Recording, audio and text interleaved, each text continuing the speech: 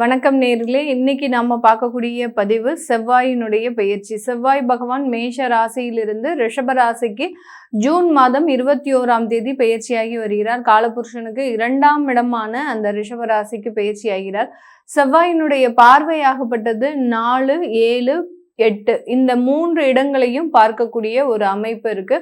இந்த ஜோதிட ரீதியாக இந்த செவ்வாய் இந்த கோச்சார கிரகங்கள்ல 4ஆம் இடமான இந்த சிம்ம ராசியை பார்க்கிறார்.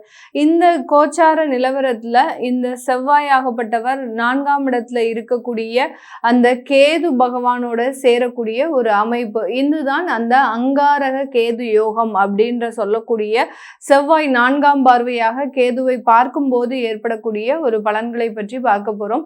அடுத்து 12ஆம் இடமான அந்த காலபுருஷனுக்கு 12ஆம் இடமான அந்த சனி பகவான் மீன ராசியில இருந்து இந்த ரிஷப ராசியில இருக்கக்கூடிய செவ்வாயை பார்க்கிறார். சனியினுடைய பார்வை 3ஆம் பார்வையாக இந்த ரிஷப ராசியில இருக்கக்கூடிய அந்த செவ்வாயை பார்க்கும்போது யம யோகம் அப்படின்னு சொல்லக்கூடிய இந்த யோகம் ஏற்பட போகிறது.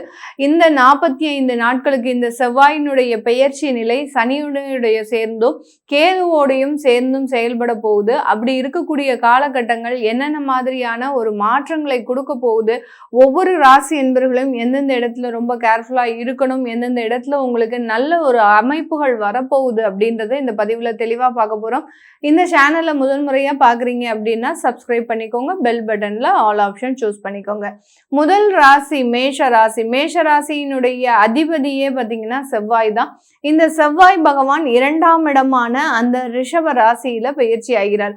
ரிஷப ராசியில் இருக்கக்கூடிய அந்த செவ்வாயாகப்பட்டவர் இந்த மேஷ ராசி என்பர்களினுடைய குடும்பம் சம்பந்தப்பட்ட சில பிரச்சனைகளுக்கு தீர்வு காணக்கூடிய ஒரு யோகத்தை கொடுக்க போறார். இது நாள் வரைக்கும் குடும்பத்துல ஏதாவது தேவையில்லாத பிரிவுகள் இருக்கு, தேவையில்லாத சண்டை சச்சரவுகள் இருக்கு, குடும்ப விவாகரத்துகள் இருக்கு, குடும்பத்துல எந்த விதமான ஒரு சுப நிகழ்ச்சிகளும் நடக்க மாட்டேங்குது அப்படின்ற மாதிரியாக அந்த குடும்பம் ரீதியான என்னென்ன தொந்தரவுகள்லாம் இருக்கோ அது எல்லாமே மீண்டு வரக்கூடிய ஒரு அமைப்பாக தான் இந்த 45 நாட்கள் இருக்க போது. இந்த 45 நாட்கள்ல இந்த அங்காரக கேது யோகம் ஏற்படக்கூடிய இந்த நிலையில பாத்தீங்கன்னா இந்த மேஷ ராசி என்பர்களுக்கு பூர்வீக சொத்து சம்பந்தப்பட்ட வழக்கு பிரச்சனைகளிலிருந்து தீர்வு அப்படின்றது முழுமையா கிடைக்க போகுது. யார் யாருக்கெல்லாம் பூர்வீக சொத்துல பிரச்சனைகள் இருக்கோ, அங்காளிகள் பங்காளிகள் சண்டைகள் இருக்கோ, இது எல்லாமே இந்த 45 நாட்கள்ல தீர்வுக்கு வரக்கூடிய ஒரு நேரமாக தான் இந்த ராசி என்பர்களுக்கு இருக்க போகுது. இந்த மேஷ ராசி என்பர்கள் தன்னுடைய வேலை ரீதியான சில இடர்பாடுகளை கடந்த 6 மாதங்களாக அனுபவிச்சுட்டு வந்துட்டு இருக்கிறாங்க. அந்த வேலையில பாத்தீங்கன்னா நிறைய வேலைகள் செஞ்சும் அந்த வேலையில இவர்களுக்கு உண்டான சில பொறுப்புகளை இவர்கள் ஒரு கடமையை ஆற்றினாலும் அந்த இடத்துல ஒரு அங்கீகாரம் இல்லை, வேலையில ஒரு நிரந்தர தன்மை இல்லை, தேவையில்லாத பாதிப்புகள் அங்க வந்துகிட்டே இருக்கு, எந்த நேரத்துல என்னுடைய வேலையை பறிப்பாங்கன்னு தெரியல. இந்த மாதிரியாகலாம் இருக்கக்கூடிய சில பிரச்சனைகளுக்கு, வேலை சம்பந்தப்பட்ட சில பிரச்சனைகளுக்கு இந்த அங்காரக கேது யோகம் அப்படின்னு சொல்லக்கூடிய அந்த செவ்வாய் பகவான் 4ஆம் இடமான அந்த 4ஆம் பார்வையாக அந்த கேது பகவானை பார்க்கும்போது வேலை ரீதியாக இருக்கக்கூடிய அங்கீகாரம், வேலை பிரச்சனைகள், அடுத்து பாத்தீங்கன்னா பதவி உயர்வுகள், வருமான உயர்வுகள், இது எல்லாமே தடையில்லாமல் வரக்கூடிய ஒரு நேரமாக தான் இருக்க போகுது. இதே நேரத்துல இந்த மேஷ ராசி என்பர்களுக்கு 12ஆம் இடத்துல இருக்கக்கூடிய அந்த சனி பகவான் 3ஆம் பார்வையாக இந்த செவ்வாயை பார்க்கும்போது வேலை ரீதியான ப்ரெஷரும் இருக்கும். அதிகப்படியாக சனி செவ்வாய் சேர்க்கை அப்படின்றது பாத்தீங்கன்னா ஒரு போராட்டமான ஒரு தன்மையை கொடுக்கும். ஆனால் அது கடைசியில ஒரு வெற்றி தன்மையை கொடுக்கக்கூடிய ஒரு நேரமாக இருக்கும்.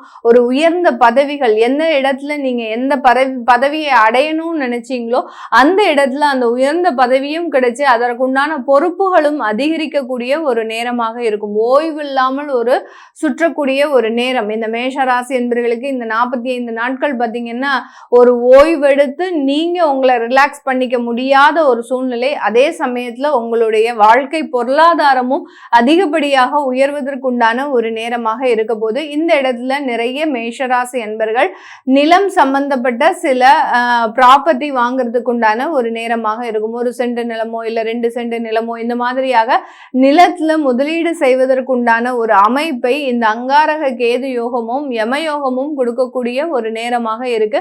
அது உங்க ஊர்ல இருந்து நீங்க வெளியூர்ல இப்போ சென்னையில இருக்கிறவங்க வேற இடத்துல பெங்களூர்லயோ கோயம்புத்தூர்லயோ வாங்குறதுக்கும், அடுத்து பாத்தீங்கன்னா வெளிநாட்டுல வேலை செய்யறவங்க இவங்களுடைய சொந்த ஊர்ல நிலம் வாங்குவதற்கும் உண்டான ஒரு யோகமான ஒரு காலகட்டமாக தான் இந்த செவ்வாய் பெயர்ச்சி இந்த 45 நாட்களுக்கு இந்த மேஷ ராசி என்பவர்களுக்கு கொடுக்க போகுது.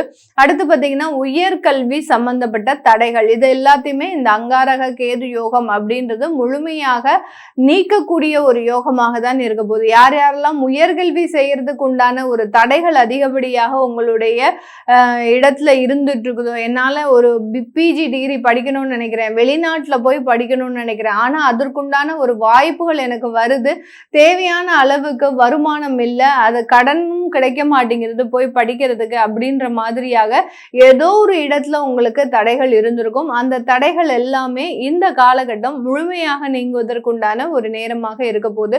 பெண்கள் இவர்களினுடைய குடும்ப வாழ்க்கையில அதிகமான அக்கறை செலுத்துவதற்குண்டான ஒரு நேரமாக இருக்கும்.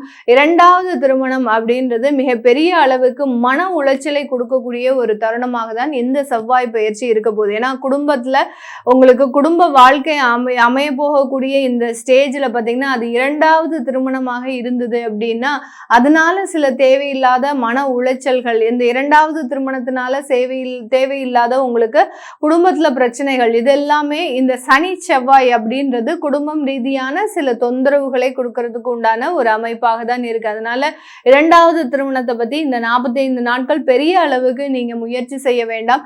முதல் திருமணத்துல ஏதாவது பிரச்சனைகள் இருந்தது அப்படின்னா அதை தீர்க்கறதுக்கு உண்டான சில முயற்சிகளை நீங்க தாராளமா பண்ணலாம். வரன் சம்பந்தப்பட்ட விஷயத்துல, வரன் தேடக்கூடிய விஷயத்துல உங்களுக்கு அதிகப்படியான ஒரு வரன்கள் கிடைக்கிறதுக்கு உண்டான ஒரு அமைப்பும், வயது அதிகமானவர்களுக்கு ஒரு 30 வயசு தாண்டினவங்களுக்கு இந்த காலகட்டம் அந்த திருமண முயற்சிகள்ல நல்ல ஒரு சக்சஸ் அப்படின்றது கிடைக்கிறதுக்கு உண்டான ஒரு நேரமாக தான் இருக்க போது. அதே சமயத்துல மருத்துவம் சம்பந்தப்பட்ட சில விஷயத்துல பாத்தீங்கன்னா வயதானவர்கள் வீட்டுல இருக்கிறாங்க அப்படின்னா இந்த இடத்துல கொஞ்சம் விபத்துகளும், எங்கேயாவது போற இடத்துல கீழே விழறதுக்கும், எலும்பு சம்பந்தப்பட்ட சில தேய்மானங்கள் ஏற்படுறதுக்கும் உண்டான ஒரு அமைப்பை இந்த செவ்வாய் கேது யோகமும், அடுத்து பாத்தீங்கன்னா சனி செவ்வாய் என்ற யோகமும் இந்த மேஷ ராசி என்பவர்களுக்கு கொடுக்கறதுக்கு உண்டான ஒரு அமைப்பாக இருக்கு. அதனால உடல்நிலை அப்படின்னு பார்க்கும்போது கொஞ்சம் கேர்ஃபுல்லா இருக்கணும். அதே சமயத்துல பாத்தீங்கன்னா வெளிநாட்டுல இருக்கிறவங்களுக்கு அது சம்பந்தப்பட்ட சில மருத்துவ ஆலோசனைகளும் கிடைக்கிறதுக்கு உண்டான ஒரு நேரமாக இருக்க போகுது.